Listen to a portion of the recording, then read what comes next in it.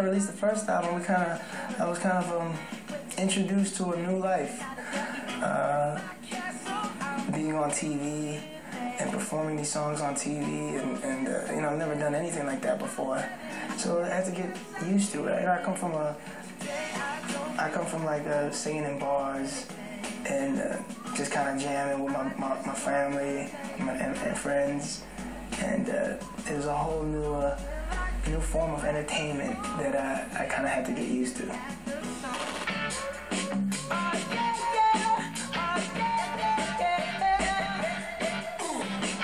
No, I love it. It's like, you know, it's your dream. You just never really know.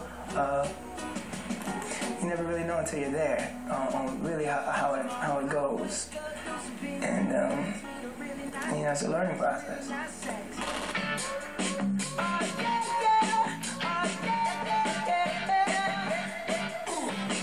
The first thing I bought when I made a little bit of dough-ski was I bought my mama house.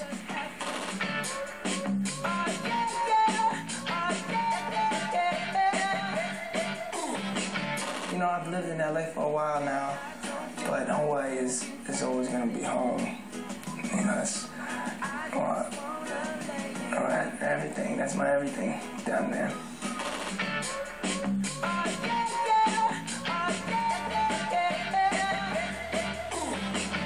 Very involved with music. I was you know, doing music since I was 4 years old in my father's show. So all my friends would be, you know, and when I was older, playing basketball or surfing, and I'd be clocking in at work. Oh, her eyes make the stars look like they're not shining. Her hair falls perfect. And doo-wop music from that era, and also Motown, and a lot of the 60s and 70s soul, and that's kind of what I used to listen to.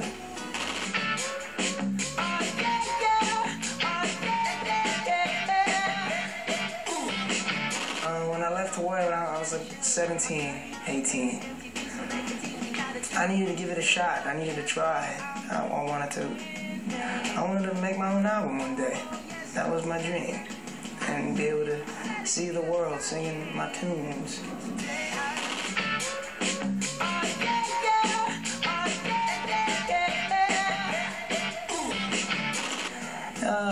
As far as music is concerned, there was never a plan B. If I wasn't doing it at the level of, you know, being able to make my own album, I'd be doing music somewhere. I'd be singing at a restaurant, or that's all I know, thanks to my parents, you know, it's all I know how to do.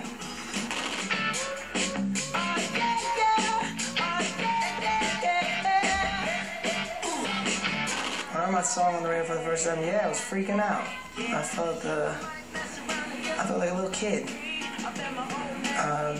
It's in shock. You know, you work so hard and you go through all the ups and downs trying to finally get it there, and then that was definitely the payoff. It was Nothing on You I heard on the radio.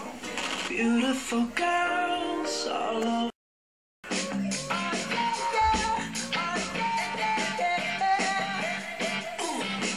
What did I buy for myself? I got me a car. I always wanted a Cadillac, and I got one. Power windows, AM, FM. I'm not a big car collector. My dad always had a Cadillac, you know, he always had busted up Cadillacs. And he said, son, this is when you know you're doing something big. It's when you're driving around in these things. So I guess it was always in my mind that was the dream, is to one day own a Cadillac.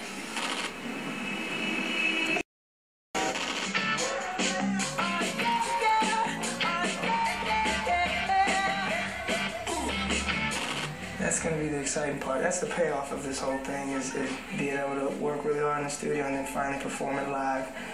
And I think with this album, it's going to be a spectacle. I think it's going to be a lot of fun and powerful. It's going to be a powerful show.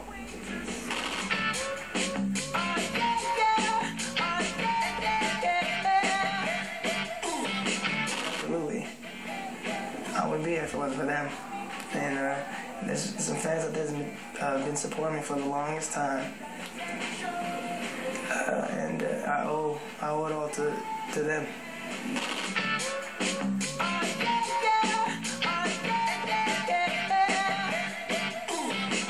I've gotten some great, some fans have definitely written me some letters that really cheer me up when I'm down.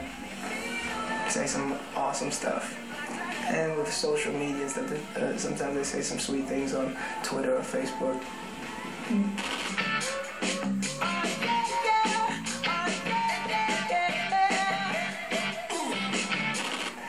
Where was I in high school? I was a hooligan. I was a troublemaker. Not listening. That's all. Nothing too terrible, but me and homework never really got along.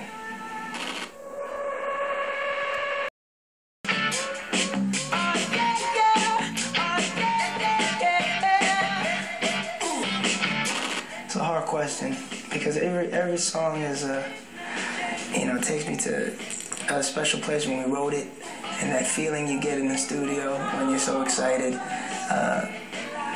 But I would say a special song for me on this album is I love Moonshine.